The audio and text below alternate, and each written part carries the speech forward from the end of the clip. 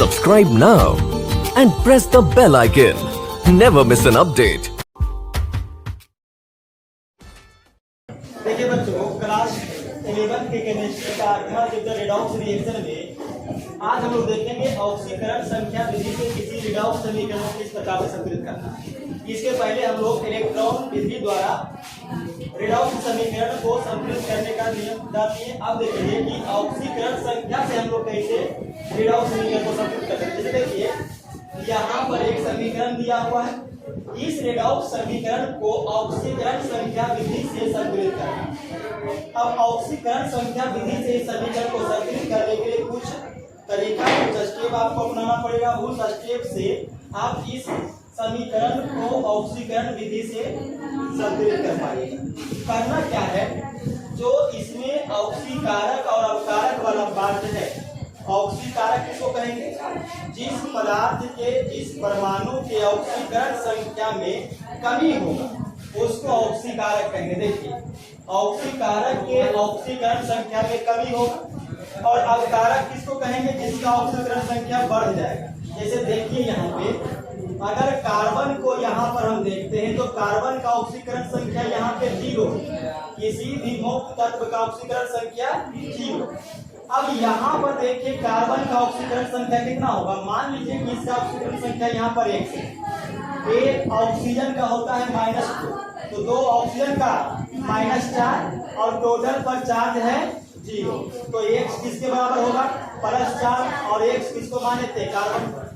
तो कार्बन का ऑक्सीकरण संख्या है 0, हो गया +4, तो बढ़ा, अगर बढ़ गया इसका मतलब कार्बन अवकारक है। कार्बन क्या है, अवकारक। देखिए अवकारक की ऑक्सीकरण संख्या में वृद्धि, और कितना वृद्धि हुआ है, तो 4 वृद्धि हुआ है, 0 से कितना बढ़ गया, तो 4 इकाई वृद्धि हुआ। उसके बाद अब यहाँ पर देखिए इसमें हाइड्रोजन का ऑक्सीकरण संख्या +1 हो जाएगा। नाइट्रोजन का निकाल लेते हैं, चलिए 1 समान करके, और एक ऑक्सीजन का होता है -2, 3 का -6, टोटल चार्ज है 0। X का मान कितना निकलेगा, देखिए -5 घटा के +5, तो नाइट्रोजन का यहाँ पर +5 है। ठीक, यहाँ नाइट्रोजन का देखिए 1 से मान लीजिए, एक ऑक्सीजन का -2, तो 2 को का -4 और होगा टोटल चार्ज यहाँ है 0, तो 1 हो गया +4। अब देखिए समझे फिर से, नाइट्रोजन का 5 है, नाइट्रोजन का 4 हो गया, मतलब ऑक्सीकरण संख्या कम हो रहा है। ऑक्सीकरण संख्या कम होना है ऑक्सीकारक, दोनों पार्ट समझ जाइए। ये अवकारक है, ऑक्सीकरण संख्या देखिए बढ़ गया, इसका ऑक्सीकरण संख्या कम हो गया, ऑक्सीकारक। अब क्या करना है कि जितना ऑक्सीकरण संख्या बढ़ेगा या जितना ऑक्सीकरण संख्या घटेगा उसका उल्टा एक दूसरे में गुणा करना है। यानी देखिए कितना ऑक्सीकरण संख्या कम हो गया है, 5 से 4, तो एक को गुणा करेंगे इसके साथ, इसका ऑक्सीकरण संख्या कितना बढ़ा है 4, तो 4 को गुणा करेंगे इसके साथ, उल्टा होगा। क्या होगा, उल्टा। देखिए पढ़िए यहाँ पे, ऑक्सीकारक के ऑक्सीकरण संख्या में कमी और अवकारक के ऑक्सीकरण संख्या में वृद्धि, पहला नंबर ज्ञात करना। तो वृद्धि और कमी को ज्ञात करनी है, कितना का वृद्धि हुआ है कार्बन में 4 का, कितना का कमी हुआ है नाइट्रोजन में 1 का, तो ज्ञात हो गया।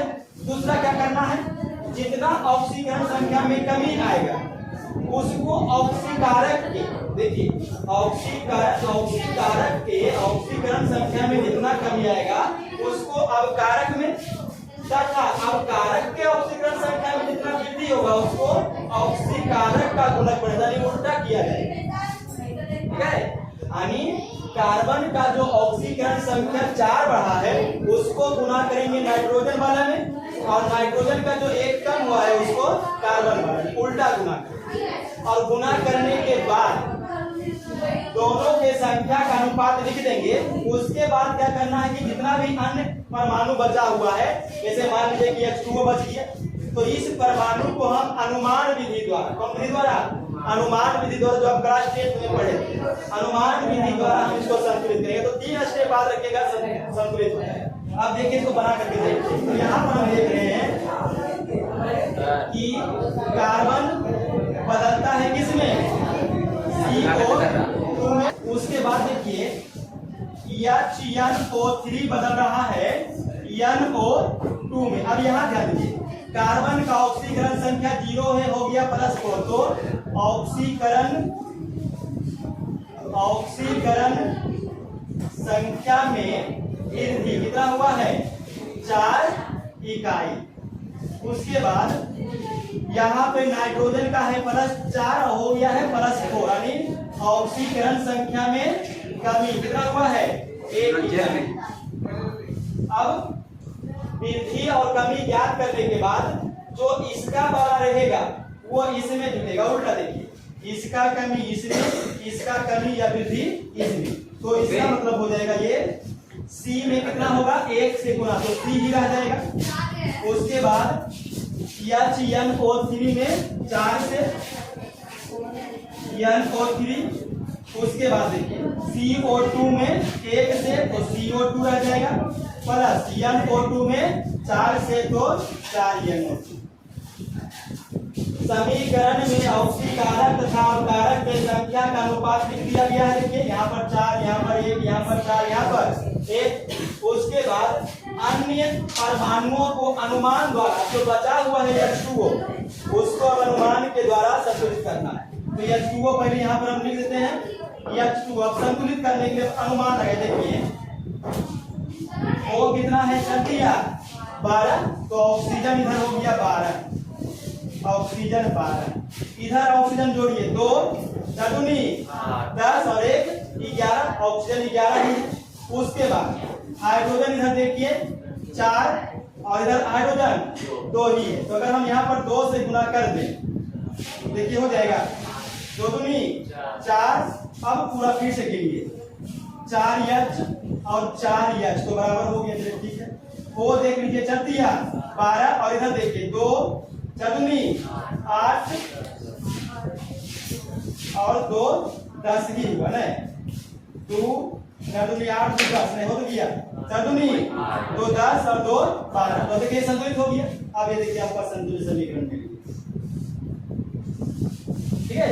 तो स्टेप याद रखना है, सबसे पहला ऑक्सीकरण संख्या में कमी या वृद्धि ज्ञात कीजिए। ऑक्सीकरण संख्या में कमी या वृद्धि ज्ञात करिए। जो कमी या वृद्धि होगा उसको उल्टा गुना करना, क्या करना है? उल्टा गुना, यानी ऑक्सीकरण संख्या में वृद्धि इसके साथ गुना, ऑक्सीकरण संख्या में कमी इसके साथ, ठीक है।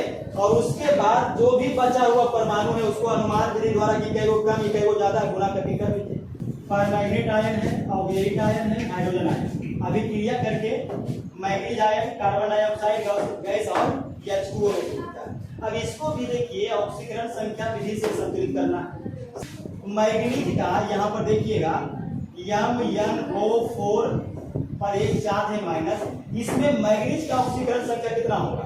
तो निकाल लीजिएगा 1 से मान करके। तो अगर इसको आप 1 से मानिएगा, 1 ऑक्सीजन का होता है -2, तो 4 ऑक्सीजन का -7, और टोटल पर चार्ज कितना है? -1, तो X का वैल्यू कितना आएगा? +7, तो इसका मतलब है मैग्नीज का ऑक्सीकरण संख्या यहाँ हो गया +7। चलिए ठीक है। उसके बाद यहाँ पे देखते हैं ये मैग्नीज आयन का ऑक्सीकरण संख्या कितना है? जो चार्ज रहता है किसी भी परमाणु पर वही उसका ऑक्सीकरण संख्या होता है, तो कितना है? +2। तो देखिए था +7 हो गया है +2, इसका मतलब ऑक्सीकरण संख्या में कमी आया है। कमी आया है मतलब ये अवकारक है। क्या है? ये ऑक्सीकारक है। क्या है? ऑक्सीकारक। तो हम लिखेंगे ऑक्सीकरण संख्या में कमी कितना आया है? 7 था और 2 है, तो 5 इकाई का कमी आया है। कितना आया है? 5 इकाई का कमी। उसके बाद ऑक्सीलिट आयन में देखिए C2 4 और O2, यहाँ बनता है CO2। अब यहाँ देखिए कार्बन का संख्या 2 है, तो पहले 2 से हम लोग गुना कर लेते हैं। अब देखिए इसमें कार्बन का निकालना है ऑक्सीकरण संख्या, ठीक है। तो इसमें कार्बन का ऑक्सीकरण संख्या निकालते हैं, तो मान लीजिए कि 1 कार्बन का ऑक्सीकरण संख्या है 1 कार्बन का, तो 2 कार्बन का कितना हो जाएगा? 2x। 1 ऑक्सीजन का होता है -2, तो 4 ऑक्सीजन का -8 और बराबर 4 कितना है? -2। तो देखिए 2x बराबर क्या निकलेगा? इधर जाएगा तो +8 8 माइनस 2 कितना 6। कार्बन यहाँ पर कई गो है 2 गो, तो 2 एक कितना निकल गया प्लस 6। एक कार्बन का लिख लेगा तब होगा प्लस 3। यहाँ है कई गो 2 गो, 2 गो का प्लस 6। अब यहाँ पर आइए,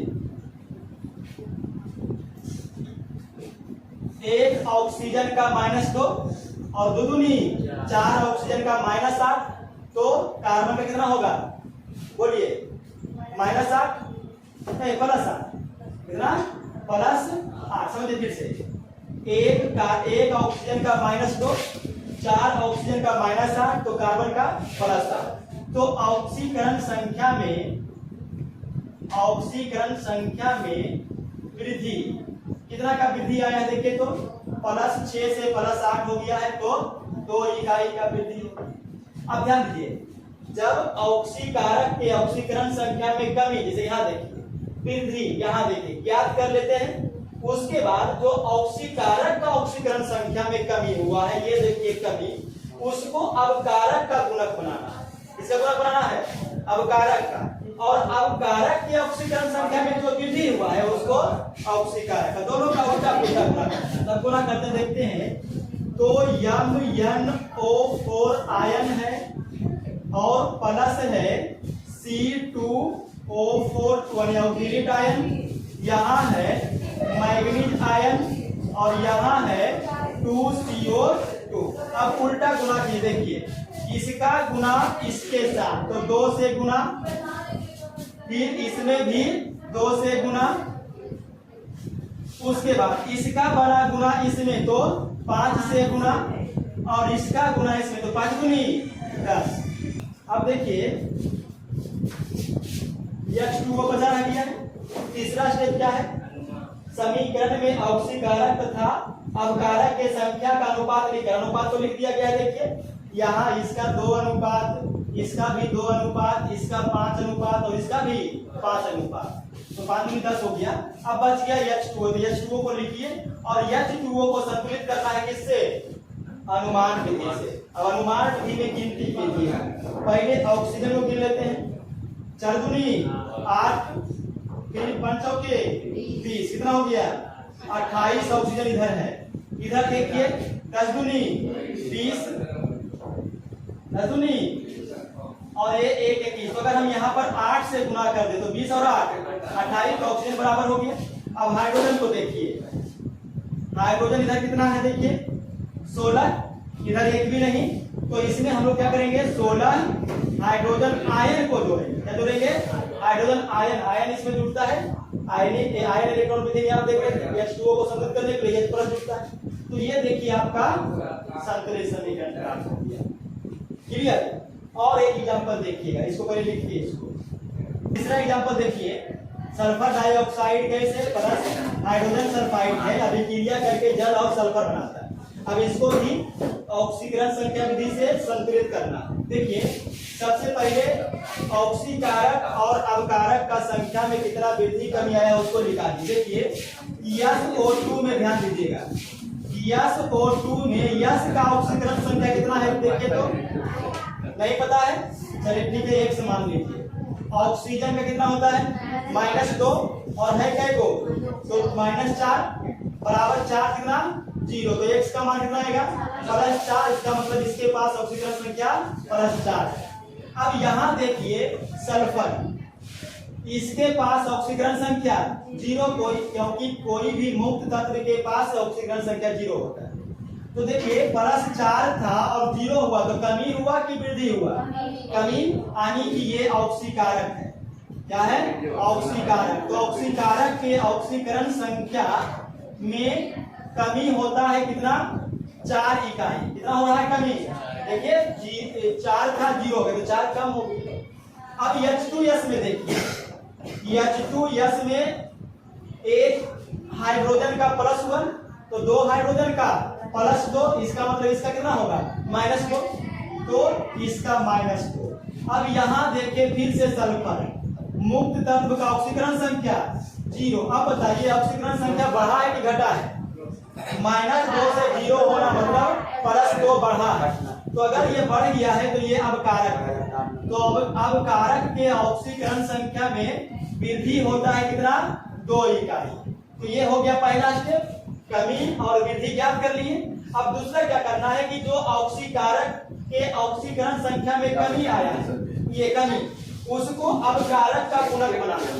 अब कारक देखिए ये है, इसमें वृद्धि हो रहा है, तो इसका गुणक बनाना नहीं है, 4 को इसमें गुणा करना, 4 को इसमें गुणा और 2 को इसमें गुणा करना। तो गुणा करते हैं, देखिए 2 को गुणा करें तो 2SO2, फिर इसमें 4 से गुणा होगा तो प्लस 4H2S, फिर 3 का चिन्ह, 2 में गुणा होगा तो 2S, प्लस 4 से गुणा होगा तो 4S, और 4 और 2 6S डायरेक्ट लिख देते हैं, 4 और 2 6S हो गया। अब जितना भी अन्य परमाणु बचा हुआ है उसको अनुमान द्वारा संतुलित करना है। अब अनुमान द्वारा संतुलित करने के लिए देखिए ऑक्सीजन कितना है, 4, इधर ऑक्सीजन 1 भी नहीं है, इधर हाइड्रोजन कितना है, इधर 1 भी नहीं है, ऑक्सीजन कितना है 2 दूनी 4 और इधर 1 भी नहीं है। तो क्या करिएगा, 4H2O जोड़िए। अब यहाँ से देखिए दोनों में अगर 2 कॉमन लेते हैं तो 2 कॉमन लेंगे तो SO2 प्लस 2H2S, और 2 कॉमन लेंगे तो 3S प्लस 2H2O, 2 और 2 कैंसिल हो जाएगा, SO2 plus 2H2S, 3S plus 2H2O। ये क्या हो गया आपका संतुलित समीकरण हो गया। ठीक है, तो ऑक्सीकरण संख्या विधि से रेडॉक्स समीकरण को संतुलित